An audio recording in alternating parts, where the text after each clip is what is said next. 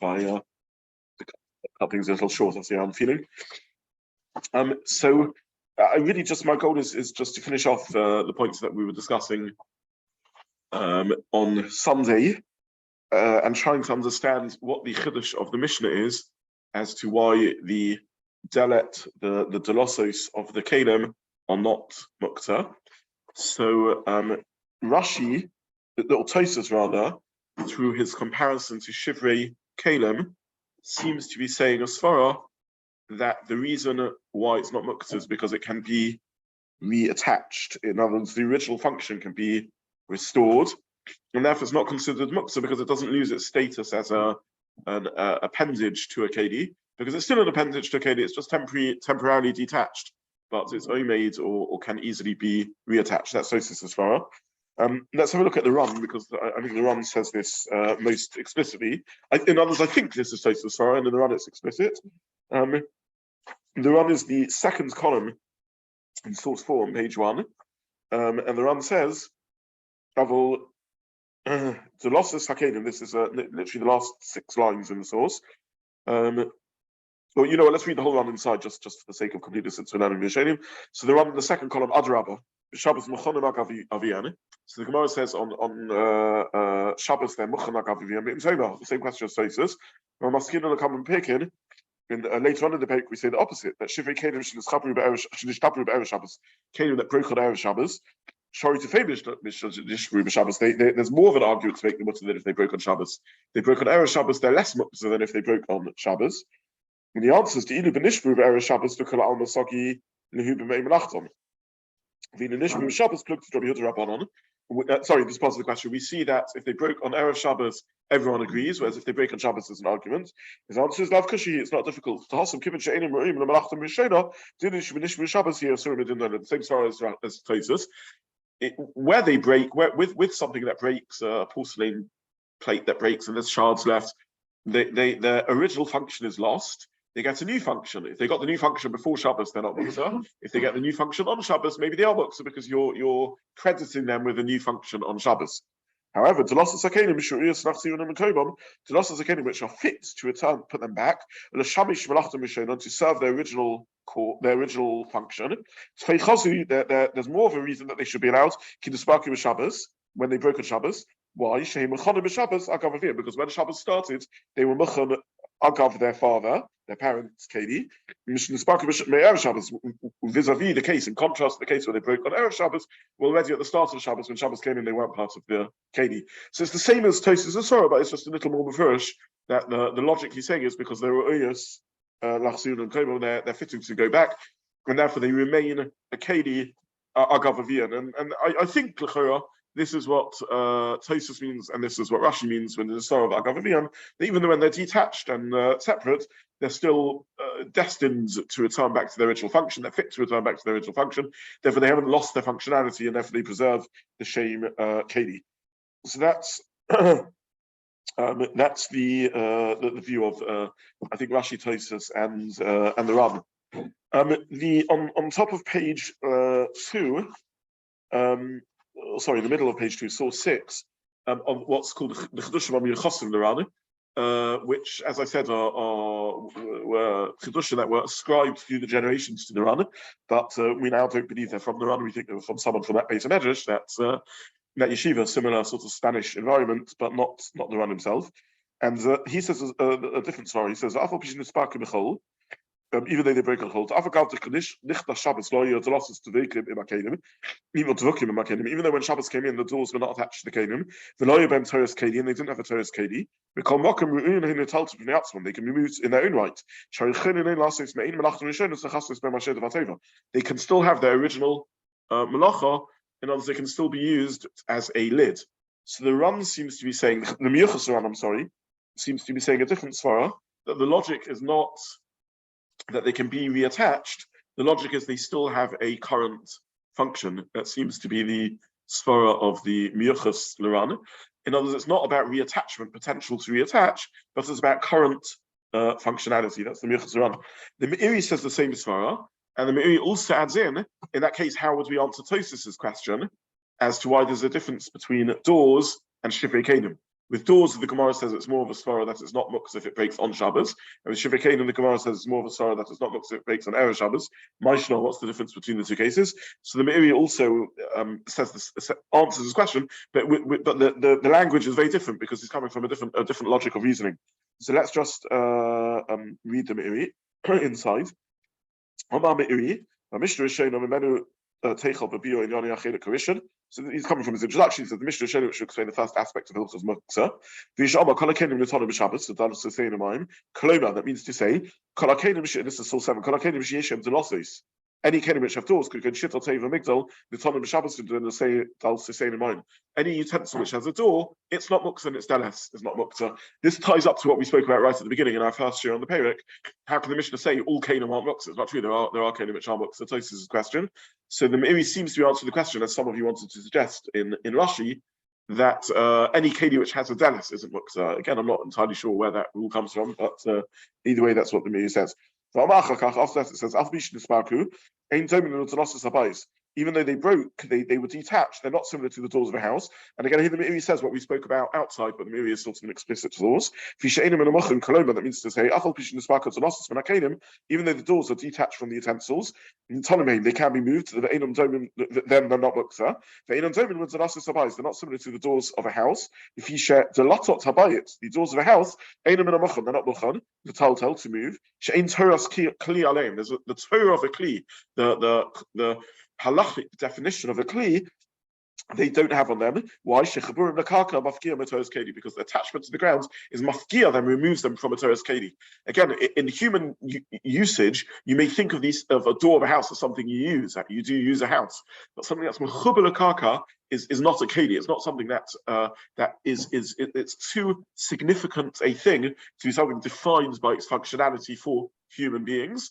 It's not something that's a keli, which I use as an extension of my own operation, but it's just a thing for itself. It's an object for itself. It's its own entity. It stands for itself. Something that's mechuber l'karka, isn't mobile, but is attached to the ground. It doesn't have a halachic status of a Torah keli. The English the English word. Just 1 second. It doesn't have the halachic status of a keli, but rather it's just something that stands in its own right. And I just want to explain that this is a concept really in Kol HaTorah Kula. With respect to many the we see this idea that something which is attached to the ground is its own entity. It's just a thing. It's its own thing.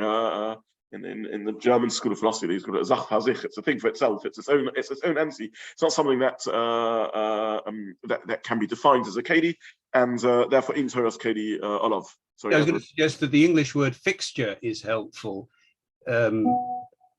Something that's fixed. Yeah, fixture is you're probably right. It's probably mechuber l'karka as a similar idea. Fixture on the one hand and keli on the other. Yeah, thank you. Yeah, it's not a house, it's a fixture, and if it's a fixture, it's not a keli. Yes, yeah. Why does the Mishnah say rather than simply say it's not a keli?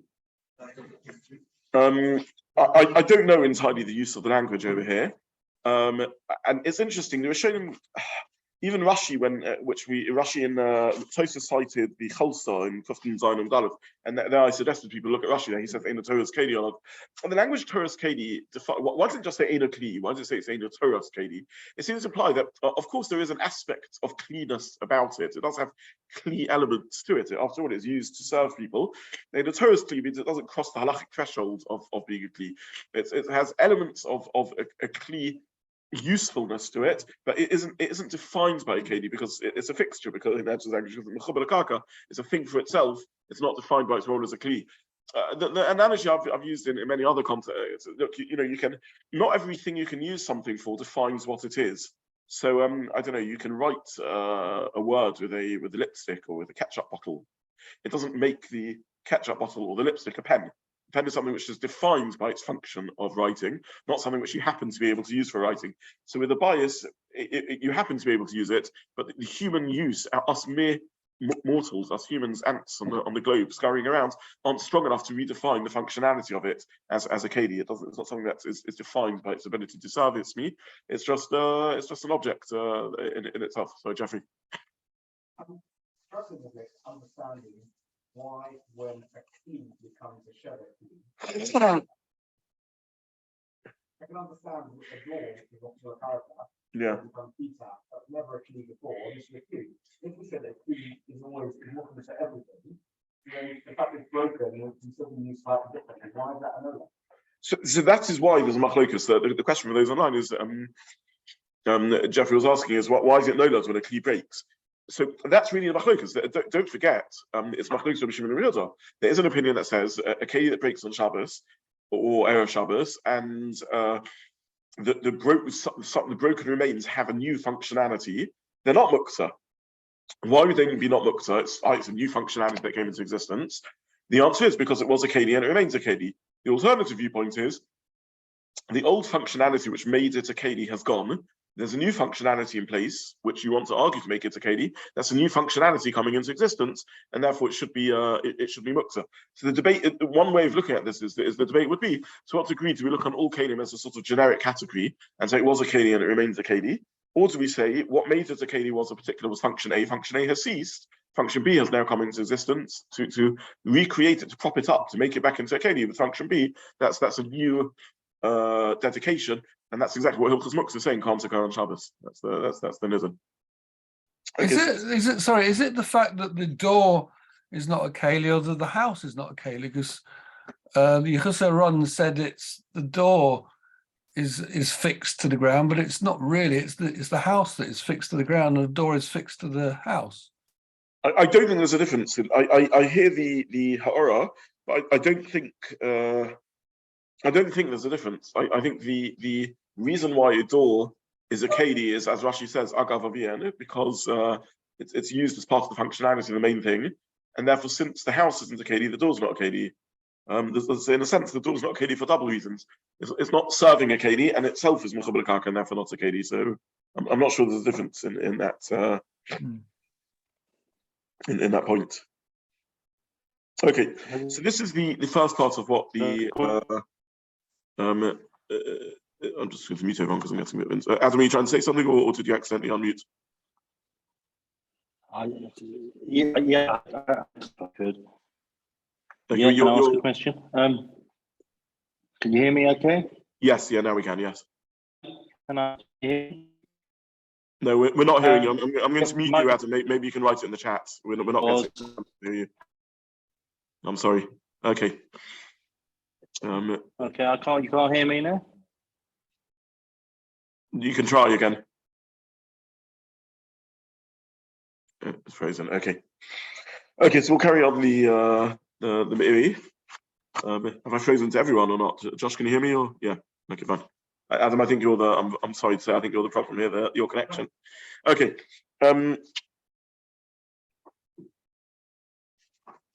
Let's carry on the Meiri.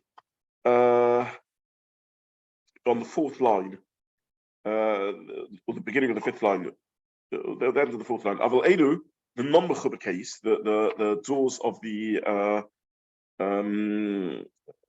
kelim, hem kli al gav aviem, they're keli on the back of their parents. On the Torah sheva kli yato, so you can't make the Muktza because of the Torah of sheva kli. Sharu'uyin lehin aflu melachot rishona, because they're fit for their original purpose, to cover the cupboards, to be the door of a cupboard or a box. Ends of first part of the Meiri Svarah. So I think the first thing the Meiri is saying is likely Miyachos L'Ran, that the reason they're not a keli is because they have a current functionality that they can still be used as a lid or a cover. That's what he's saying. Now he asks Tosfos' question, which is, okay, but then why is this different to other Shivrei keli, where it's more logical to say it's not Muktza when it breaks on Erev Shabbos than if it breaks on Shabbos. Let's just read that.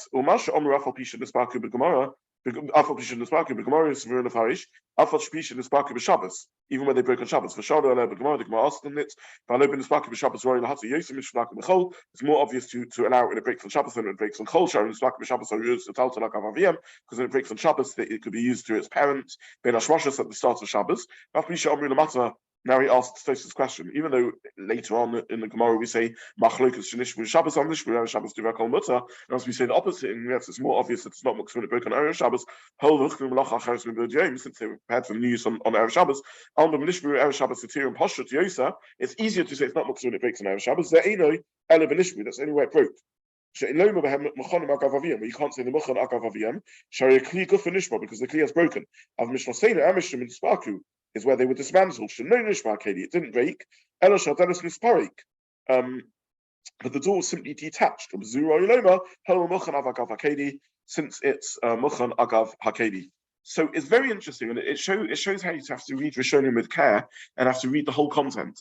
Because the language of the Meiri, I think here is a little confusing and potentially misleading. And it sounds very much like the Meiri is saying that since the difference is that with the case of Nishbru, it was Nishbru, it broke. Whereas here it's not Muktza, Agav Aviyam, because it was just detached. But it's clear the Meiri doesn't mean by that the difference between detaching and breaking is the ease with which you can reattach it, because he doesn't say that Svara earlier. The Svara of the Meiri is whether currently, now that it's detached, it still has a use or not. When it breaks, the most use you can use it for is a new use. Whereas with the delet, since it just got detached, therefore you can still use it as a lid or as a cover, and therefore you're not using a new use. It's simply a continuation of the old use, albeit in a less efficient manner because it's no longer attached, and therefore that's enough to avoid it being muktzah. Okay, so just to summarize, Adam, I've seen your question. I'll look at it in a second. Just to summarize the run, and I think Rashi and Tosfos tentatively, but I think that's Pshat in Rashi and Tosfos, all say that the reason it's not Muktza isn't because of its current use, but because it's only made to be reattached and therefore it remains a Kedi. Whereas I think the Miyuchas Luran and the Meiri say that the point is that currently it still has a use, and therefore the old use lingers. It hasn't completely lost its old use; it's diminished, but it still has a current use, and therefore it wouldn't be Muktza. That appears to me to be the Machlokas Rishonim. Let's have a look at Adam's question. If you set aside door of a house for Shabbos and say if it falls off, can I use it as a tabletop and not be Muktza? Kind of about to die, where I can think if it says dies on these few dogs and then I Muktza. So Adam is asking whether you can set aside a door of a house and say if it falls off, it shouldn't be Muktza, just like with an animal that's about to die, where you can say if it dies, I'll feed the dogs and then a Muktza. Okay, so the background to this is as follows. You can have things which on Shabbos start off as Muktza, and if a change occurs which gives it a new functionality, it would still be Muktza because the new functionality came into existence on Shabbos, unless before Shabbos you set it aside already for that new functionality. So an example of this, Adam's example of this, is an animal which is alive on Shabbos, and therefore since you can't do shechita on Shabbos, it's not made to be food or anything of the sort, and then it dies on Shabbos. Now once it's died on Shabbos, it's an avela, and it has a usefulness. It can be fed to the dogs. So that's what you do with that carcasses. You feed them to the dogs. However, it would be Muktza because this new use, this new functionality that came into existence of it becoming dog food, only came into existence on Shabbos. And nonetheless, you could specify before Shabbos, if it dies on Shabbos, I set it aside for this use. So Adam is suggesting, by analogy, a similar idea with the door of the house. The door of the house is not a Kedi at the start of Shabbos. Nonetheless, if it falls off and now it's got a new functionality, I could use it as a tabletop or whatever, would you be allowed to set it aside? I don't know, Adam, is the answer. I think so, but I'm not 100% sure.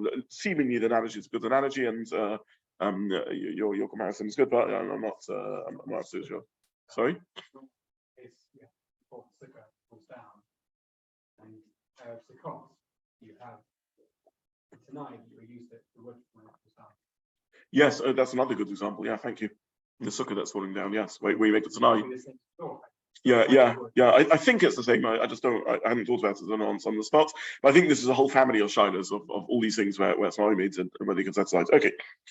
So this is Pshat number 2 in the Gemara. Pshat number 1 is it's still a Kedi because it's made to be reattached. It can easily be reattached. It's suitable to reattach. It's still got its function. It just happens to be detached. Pshat number 2 is because it's currently got a function. It can still be used as a lid. The Piskei Harid says a third Pshat, and I know Boki and Piskei Harid. I don't normally learn it on the Sugya, but I saw it quoted and therefore had a look at it. Just a little bit of historical background. The Torah of the Baalei Tosfos started in France in the generation of the grandchildren of Rashi, Rabbi Tam and Rashbam and others introduced this new way of analysis in Torah learning, which became wildly popular and spread eventually throughout the world. Eventually, even the Sfardim, the Spanish Jews, switched to learning like Ashkenazim. and the style of learning switched from that of the Rambam and Rabbi Hananel and the Rif and so on. Effectively, the Ramban, the Rashba, the Ritva are Bali Tosfos.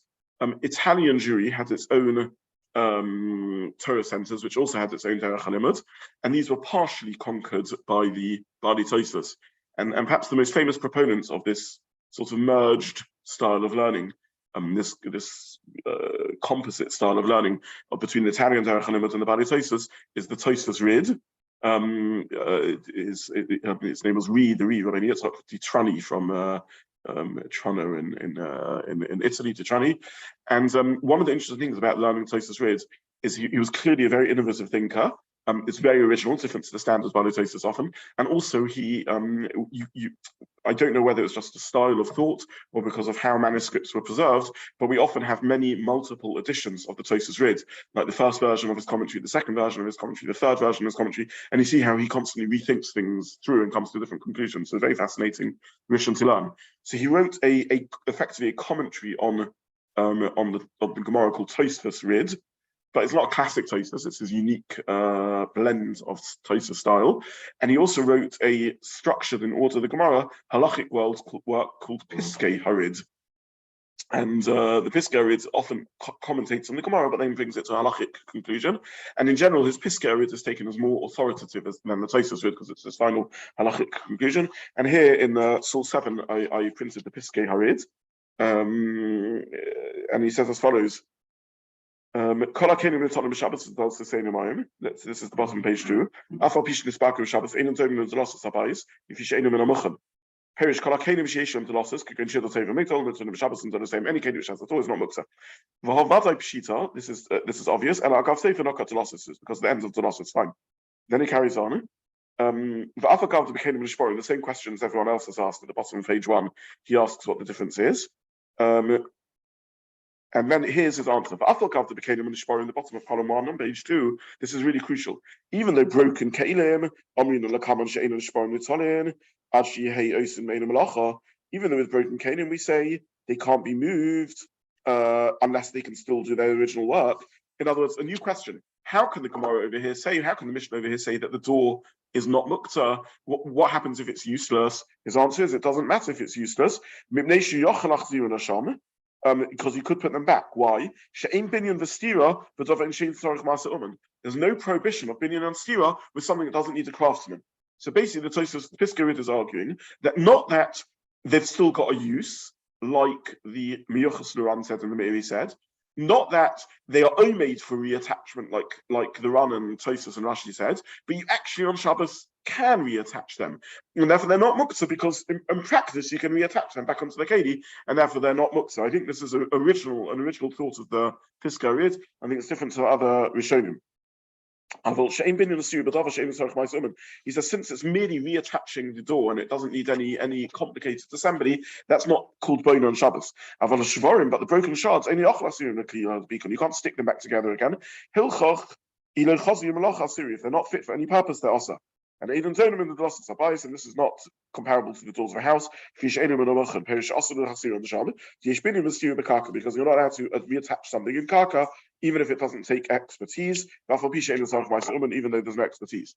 Okay, so in brief, the Piskei Harid is arguing that the crucial halachic factor is that these are actually usable on Shabbos because you could reattach them, and that's what keeps them as the Torah's Kedi. So to summarize, we have three explanations in the Rishonim why the losses of a Kedi are not Muktza on Shabbos. Explanation number 1 is because they are made to the melachot even though they're currently useless. Explanation number 2 is because they still have a lingering effect. And explanation number 3 is because you can actually reattach them on Shabbos and therefore they still have a usefulness. These are the 3 explanations. Now, there's a lot of discussion in the Piskei Harid. If the Piskei Harid means that even min d'Rabbanan you can reattach them, or he only means min HaTorah you could, and that would be an interesting idea. Since min HaTorah you could, it indicates a mindset of the Piskei Harid in which he seems to be saying that if min HaTorah you're allowed to, that means existentially, intrinsically, fundamentally, they are reattachable, and therefore they're not Muktza, even though in practice there might be a rabbinic prohibition on so doing. He seems to view Isuri D'Rabbanan and Isuri D'Oraisa as different things. The Isur D'Rabbanan is like a blockage in the way that might stop you actually being able to reattach them. But the Issa Torah defines what the fundamental status of the object is. And therefore, since fundamentally there's no Torah prohibition to reattach these doors because it takes no expertise to so do, and they are HaKelim, they're not Mechaber Karka, therefore it's called still fit for purpose, and therefore it's not Muktza.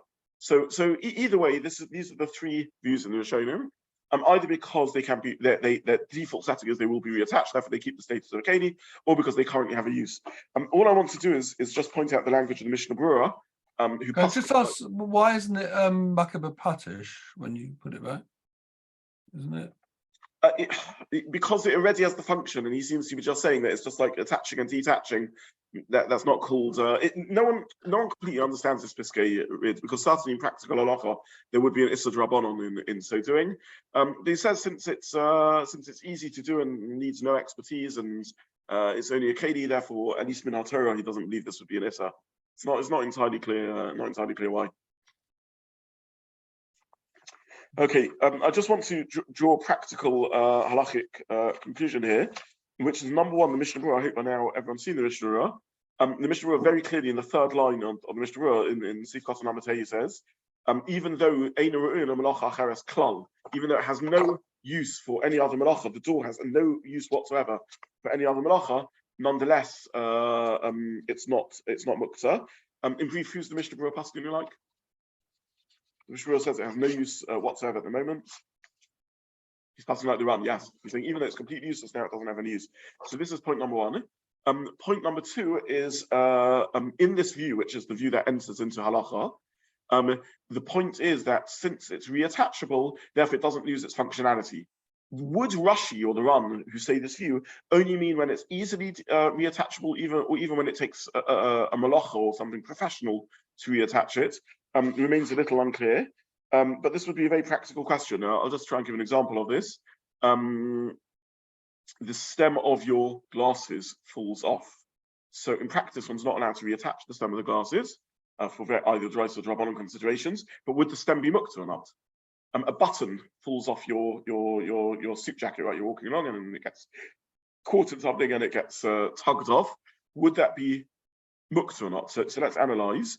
According to the Piskei Rid, it would be Muktza because it takes a malacha to reattach it. So it would take sewing to reattach it. Okay. According to the Miyuchas Laran and the Me'iri, it would be Muktza because it's got no functionality. A button by itself is useless. There's no functionality. The stem of the glass is useless. It's got no functionality by itself.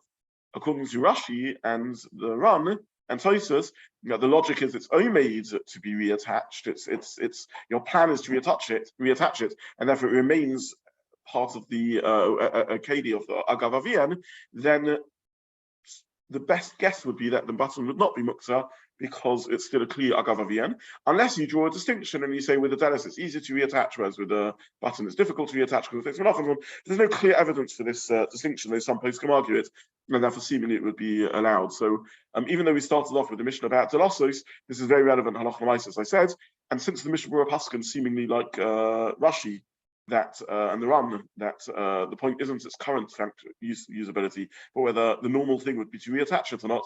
I think the normal thing would be to reattach a button, and therefore it would not be. I think it would not be Muktza based upon this psak. So we'll stop here. It's late. It's winter night, and we're a little tired, so we'll stop here. And the Mitzvah Hashem on Sunday. I'll try and give out more sources for Sunday so that we can carry on. Thank you. Thank you. Thank you.